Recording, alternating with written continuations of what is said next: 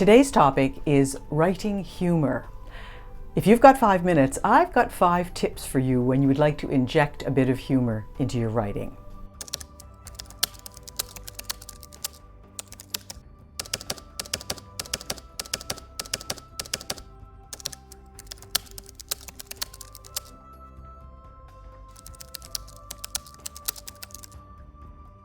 I had kind of a surreal experience recently. One of my books, We Came From Away, was shortlisted for one of Canada's most prestigious literary awards. It was the Stephen Leacock Medal for Literary Humour for 2025. It was one of the finalists, one of the last 3.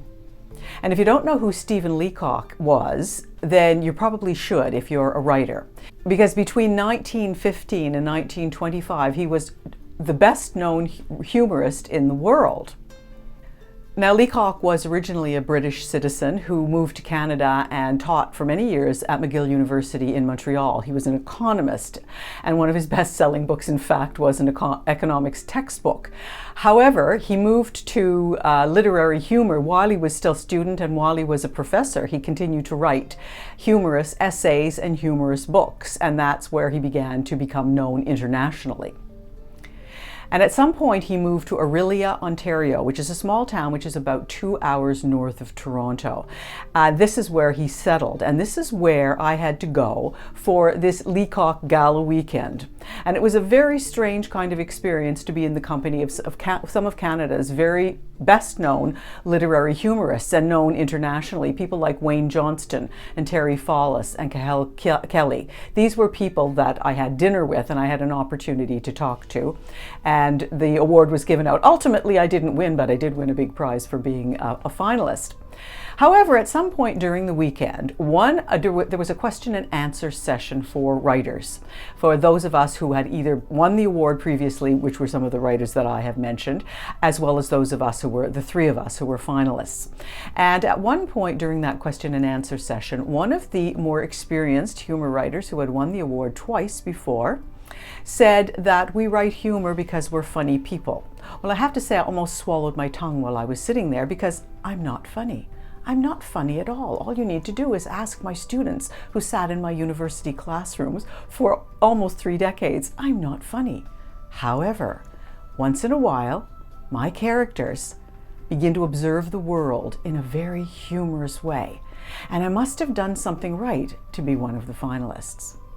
The fact of the matter is, most of my writing isn't funny unless it is. And when I started developing this humorous style to my writing, I learned a lot of things about writing humor. And I think that it's important for many writers to have this in their toolbox to know when and how to use humor in their writing. I learned a lot and I wanted to share with you. But first, before I do that, why would you even want to do this? Why would you want to put humor in your writing? You might be sitting there saying, I only write about very serious things. And yes, much of writing that we do is quite serious. The themes are quite serious. But for example, you have to really read the funeral home visitation scene in my book to know that there are times when observations about the real things in life can be very funny. But why else might you do it?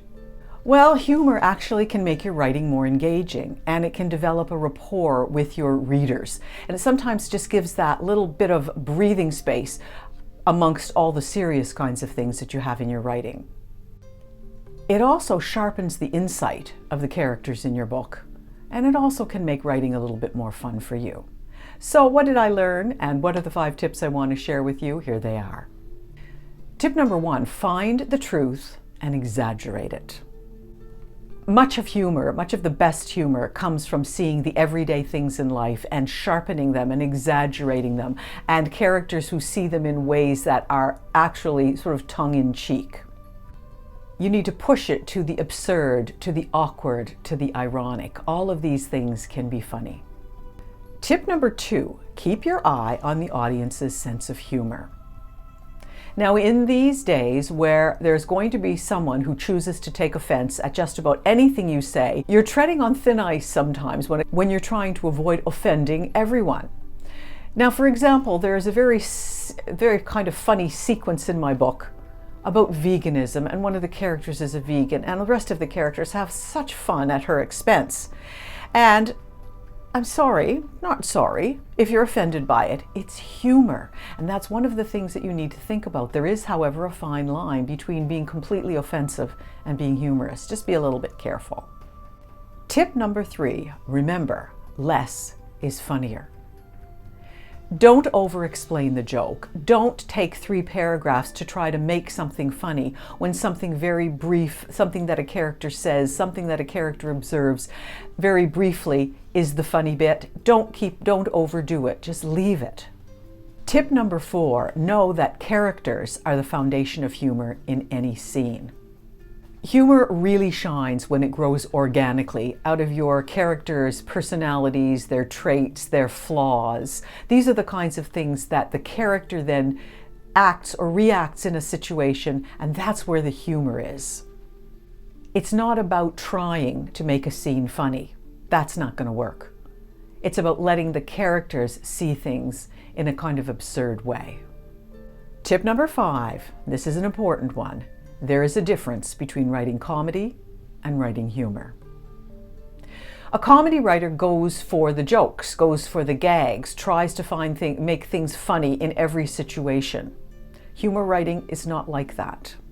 Humor writers know that there is humor and there's funny in the mundane.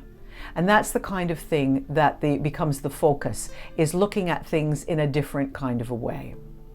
Now, not all my writing is humorous. Anyone who knows my writing for a while will understand this. But that's what's really cool about it, is that every once in a while, a character will begin to see the world in a particular way, and I just follow the character.